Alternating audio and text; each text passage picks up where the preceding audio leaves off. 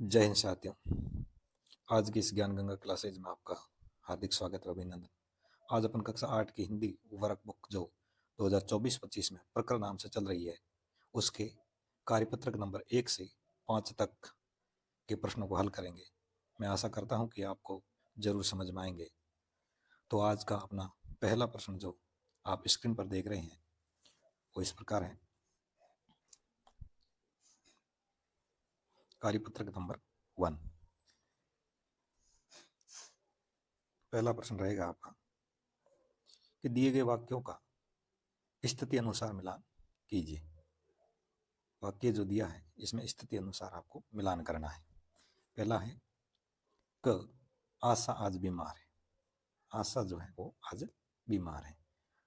तो आपको स्थिति पता करनी, बीमार होते हैं तो कहाँ जाते हैं, तो क्या करना चाहिए, उसे डॉक्टर के पास जाना चाहिए। ये वाक्य इससे मिलेगा। इसी तरह ख देखेंगे तो रोहित रात को देर से सोया। रोहित जो है वो रात को देर से सोया। तो जब देर से सोएगा तो कौन सी स्थिति बनेगी, इसलिए वह कल जो है विद्यालय नहीं जाएगा। कल विद्यालय नहीं जाएगा। ग सविता ने अपना भोजन बांट दिया। अब वो भोजन बांट रही है तो आप जाहिर सी बात है क्योंकि वह दयालु है। स्वाति को विज्ञान विषय पसंद है। उसे विज्ञान विषय जो पसंद है तो जाहिर सी बात है कि हम ये कह सकते हैं कि उसे बड़े होकर डॉक्टर बनना है। जानवरों की आवाज़ें सुनकर गरिमा है वो बहुत डरी हुई है। इस प्रकार पहला प्रश्न अपन हल कर सकते हैं। दूसरे प्रश्न की ओर रुख करते हैं। दूसरा प्रश्न आपका इस प्रकार रहेगा, तो बहुत सरल प्रश्न है, थोड़ा ध्यान देना होगा इसमें। दिए गए वाक्यों को पढ़कर अर्थपूर्ण शब्द पर सही का निशान लगाइए। ये सही का जो निशान है ये आपको लगाना है। पहला है क ये घंटियां कितनी सुंदर है। तो ये आप पता कर सकते हैं, अर्थ लगा सकते हैं कि घंटियां कहाँ बजती हैं, मंदिरों में। तो इसमें ऑप्शन जो एक है वही सही है। देखते नहीं मैं ही पत्थर को तराश रहा हूँ। तो पत्थर को तराशने का काम कौन करता है, मूर्तिकार करता है। ग पैदल चलने वाले को बहुत दिक्कतों का सामना करना पड़ता है। तो पैदल कौन चलता है, यात्री। इसी तरह प्रश्न नंबर 1 का घ पढ़ते हैं। व्यक्ति जो सदैव असफल होते हैं वो कैसे व्यक्ति होंगे। जाहिर सी बात है जो आलसी व्यक्ति होता है वही जीवन में हमेशा असफल होता है। उससे फल नहीं खाया गया। क्यों नहीं खाया गया, इस ऑप्शन के अनुसार देखा जाए तो हम कह सकते हैं कि फल क्या था, कड़वा था। इस प्रकार अपना कार्यपत्रक नंबर 1 है वो पूरा होता है। और कार्यपत्रक नंबर 2 की तरफ रुख करेंगे। कार्यपत्रक 2, कार्यपत्रक 2 में आपको नीचे दिए गए दोनों चित्रों में चित्रकार से बनाते समय कुछ अंतर रह गए हैं। आप इनमें से कोई 10 अंतर ढूंढ कर गोला लगाइए। आपको 10 अंतर ढूंढने हैं और उस पर गोला लगाना है। तो जाहिर सी बात है आप देख सकते हो इसमें यहाँ आम आपको 2 नजर आ रहे हैं, जबकि नीचे वाले चित्र में आपको एक ही आम नजर आएगा। पहला अंतर तो यही है। दूसरा अंतर आपको इस टोकरी के अंदर जो तरबूज दिख रहे हैं ये यहाँ 2 एक ही कलर के दिखते हैं, जबकि वहाँ आपको अलग अलग कलर के दिखेंगे। तो एक अंतर हमने ले लिया, दूसरा अंतर भी हमने ढूंढ लिया। तीसरा अंतर अपन ढूंढेंगे कि यहाँ पर जो आपको दिख रहा है आइसक्रीम, इस आइसक्रीम में और नीचे वाले चित्र में जो आइसक्रीम है उसमें आपको अंतर नजर आएगा। चौथा अंतर आपको यहाँ ढूंढने को मिलेगा, इस गिलास के अंदर जो रस है वो जूस है जो आपको इस कलर में दिख रहा है उसमें और दूसरा कलर नजर आएगा। चौथा अंतर आपको यहाँ जो ये गोल घेरा और उसके अंदर जो ताड़ियाँ दिख रही हैं वहाँ पे आपको अलग नजर आएगी। छठा अंतर आपको ये सूरज है, सूरज की ये जो किरणें हैं ये उसमें नजर नहीं आएगी। सातवां अंतर आपको यहाँ ये जो पर्दे के अंदर आपको ये गोल घेरे दिख रहे हैं वो नजर नहीं आएंगे। आठवां नंबर जो ये है पहाड़, ये उसमें नजर नहीं आएगा, अलग होगा। और 9वें नंबर की अगर बात करें, ये जो भाग यहाँ देख रहे हो वो यहाँ उसमें नहीं देखने को मिलेगा। 10वां अंतर आपको यहाँ मिलेगा उस चित्र के अंदर। इस प्रकार ये 10 अंतर यहाँ पूरे हो जाते हैं। आगे बढ़ते हैं कार्यपत्रक नंबर 3 की ओर। कार्यपत्रक 3 ये दक्षता आधारित कार्यपत्रक है।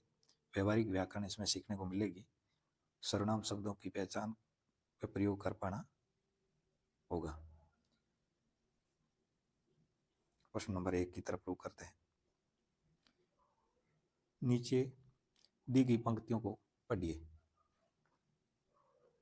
तथा उनमें से सर्वनाम शब्द छांट कर है वो बॉक्स में लिखने हैं। तो अवनी ने अपनी दिव्यांगता को स्वयं पर हावी नहीं होने दिया। उसने अपनी खिलौना बंदूक को उठाया और वह निशाना साधने लगी।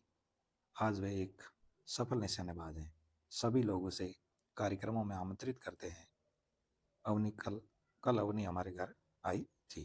तो इसमें देखा जाए तो आपको अपनी जो शब्द है यहाँ पे सर्वनाम शब्द मिलेगा। उसने यहाँ पर सर्वनाम शब्द है। उससे वहाँ पर सर्वनाम शब्द है। वह यहाँ पर सर्वनाम शब्द है। उसे यहाँ पर सर्वनाम शब्द है। हमारे यहाँ पर सर्वनाम शब्द है। अपने यहाँ पर सर्वनाम शब्द है। ये सभी सर्वनाम शब्द जो है वो मैंने यहाँ लिख डाले हैं। आप इसे आसानी से कर सकते हो। प्रश्न नंबर 2 की तरफ रुख करते हैं। प्रश्न नंबर 2 इस प्रकार है कि नीचे कुछ सर्वनाम दिए गए हैं, उन्हें शामिल करते हुए वाक्य बनाने हैं। जैसे इसमें लिखा उसकी, वह, मेरा, वह यहाँ, कोई, वहीं, तुम्हारा। तो इसमें आपको देखने को मिलेगा कि उसकी हैंडराइटिंग अच्छी है तो उसकी शब्द मिला दिया। वह पुस्तक मेरी है। मेरा विद्यालय दूर है। यहाँ कुछ लोग आए थे। कोई बाहर खड़ा है। वहीं पर हम रहते हैं। तुम्हारा नाम क्या है। इस प्रकार अपन सर्वनाम शब्द शामिल करते हुए वाक्य बना सकते हैं। उससे आगे बढ़ते हैं अपन 3 नंबर प्रश्न की तरफ। और 3 नंबर प्रश्न जो है, रिक्त स्थान में उचित सर्वनाम का प्रयोग करिए। इसमें सर्वनाम शब्दों का प्रयोग करना है। अपने, उसे, उसका, उनकी, वे, उनमें, जिसे, ये शब्द आपको इसमें डालने हैं। तो मीना दौड़ने की प्रतियोगिता में हिस्सा लेने के लिए दिल्ली गई। उस प्रतियोगिता में उसका प्रदर्शन वो शानदार रहा। उससे 1 स्वर्ण और 2 कांस्य पदक मिले। वहां अन्य राज्यों से भी लड़कियां आई थी। उनमें से कुछ लड़कियों से मीना की अच्छी दोस्ती हुई। महाराष्ट्र से आई शीनू और कर्नाटक से आई कावेरी जो है उसके साथ थी। वे दोनों अलग अलग भाषाएं बोलती थी। वे दोनों हिंदी जानती थी पर उनकी हिंदी कुछ अलग थी जिसे समझने में मीना को थोड़ा समय लगा। मीना ने उनकी भाषा के कुछ शब्द सीख लिए। एक दूसरे को चिट्ठी लिखने का वादा करके सब अपने घर वापस लौट गए। इस प्रकार आपको सर्वनाम शब्दों का प्रयोग इसके अंदर करना था। तो कार्यपत्रक नंबर 3 है वो आपका पूरा हो चुका है। कार्यपत्रक नंबर 4 की ओर रुख करते हैं।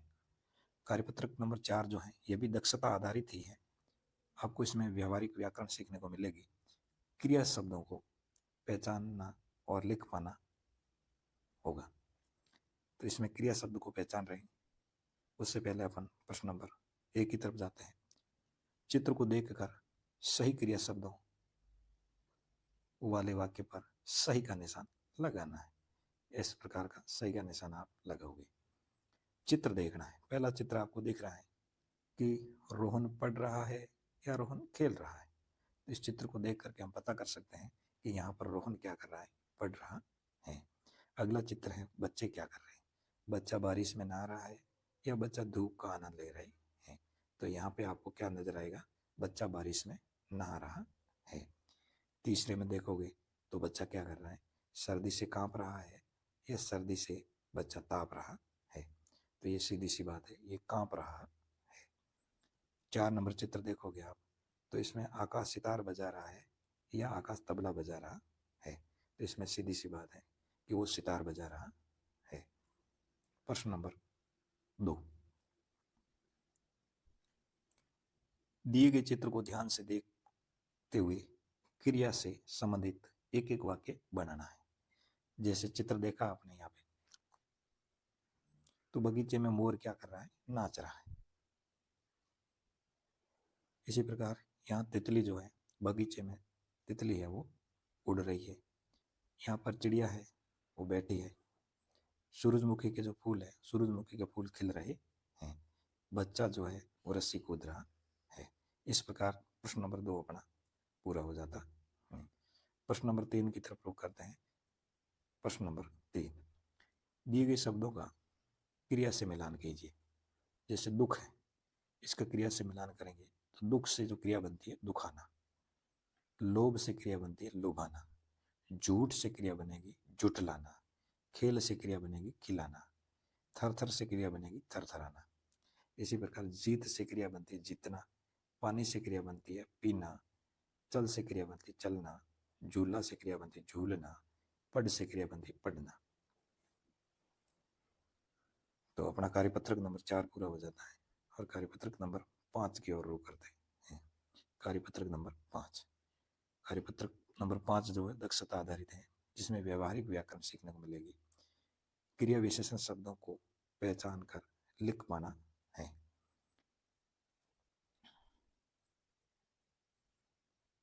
तो दिए गए वाक्यों में क्रिया के सामने विशेषण लिखकर वाक्य को दोबारा लिखिए। क्रिया है, उनके सामने विशेषण लिखना है और विशेषण लिख करके वाक्य दोबारा लिखना है। जैसे विशेषण आ गया बच्चा दूध पीता है, तो इसमें आपको विशेषण लगाना है बच्चा धीरे धीरे दूध पीता है। गाय घास चरती है तो गाय हरी घास चरती है। बच्चा सोता है तो बच्चा तेज नींद में सोता है। वह गाता है तो वह अच्छा गाता है। नदी बहती है तो नदी तेज बहती है। तो इसमें आपको विशेषण शब्द है वो धीरे धीरे, हरी, तेज, अच्छा और तेज, ये है विशेषण शब्द देखने को मिलेंगे। प्रश्न नंबर 2 की तरफ रुख करते हैं। प्रश्न नंबर 2, दिए गए क्रिया शब्दों से वाक्य बनाइए। क्रिया शब्द है और उनसे आपको वाक्य बनाना है। जैसे गाना क्रिया है तो कोयल सुरीला गाती है। उठना जो है एक क्रिया शब्द है, उसे रोजाना जल्दी उठना चाहिए। हंसना क्रिया शब्द है, राधा को हंसना अच्छा लगता है। लिखना क्रिया शब्द है तो मोहन को प्रार्थना पत्र लिखना है। देखना क्रिया शब्द है, सीता नृत्य देखना चाहती है। इस प्रकार क्रिया शब्दों से वाक्य बनाना था।